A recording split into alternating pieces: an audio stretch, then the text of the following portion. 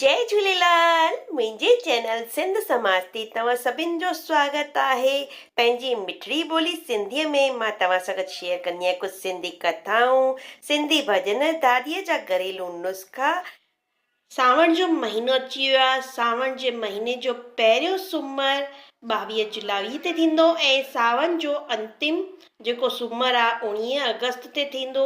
हिन साल सावण में कुल 5 सूमर ईंदा ऐं सावण महीने में 5 सूमरनि जो विर्त बि थींदो। सावण जी शुरूआति जेकी आहे सर्वार्थ सिद्धि, प्रीति योग ऐं आयुष्मान योग में थींदी।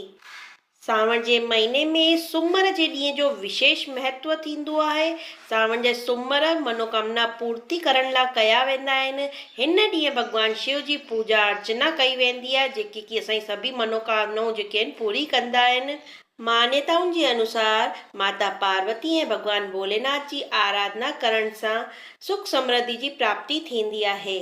पौराणिक कथाउनि जे अनुसार भॻवान भोलेनाथ खे पंहिंजे पतीअ रूप में पाइण लाइ माता पार्वती कठोर तपस्या कई। उन फलस्वरूप महादेव पार्वतीअ खे पंहिंजी ज़ाल जे रूप में स्वीकार कयो हो। जेको बि सावन जे सूमर भॻवान भोलेनाथ जी पूरी श्रद्धा सां पूजा अर्चना कंदो आहे या विर्त कंदो आहे, उनखे मन चाहे वर ऐं वधू प्राप्त थींदो आहे। हिन जे अलावा सावण जे सूमर जो व्रत रखण सां कुंडली में चंद्रमा जी स्थिति बि मज़बूत थींदी आहे। जीअं भॻवान शंकर के सावण मास प्रिय आहे, उन ई तरह मां पार्वती के भी सावण जो महीनो ॾाढो प्यारो आहे। मान्यता आहे कि सावन जे महीने में सूमर जे ॾींहुं भॻवान शिव जी पूजा अर्चना करण सां मन चाहो वरदान प्राप्त थींदो आहे। उअं ई सावण जे मंगल जे ॾींहुं मंगला गौरी व्रत रखण सां मां पार्वती जी अखंड कृपा प्राप्त थींदी आहे। त हिन बार सावण जे सूमर कहिड़ी तारीख़ुनि ते थींदो? असांजे महान पंडित श्रीमान राजा महाराज जेके कि जोधपुर मां आहिनि, उन्हनि जी टिप्पणी जे अनुसार मां तव्हां सां गॾु इन्हनि जी तिथियूं शेयर थी कयांव।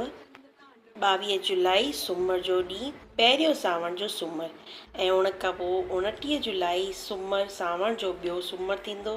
5 अगस्त ते टियों सूमरु ऐं उन खां पोइ 12 अगस्त ते सावण जो चौथो सूमरु। 19 अगस्त लास्ट यानी कि सावण जो 5 सूमरु थींदो। त इहो वीडियो तव्हांखे कीअं लॻो मूंखे कमेंट में ज़रूरु ॿुधाईंदा।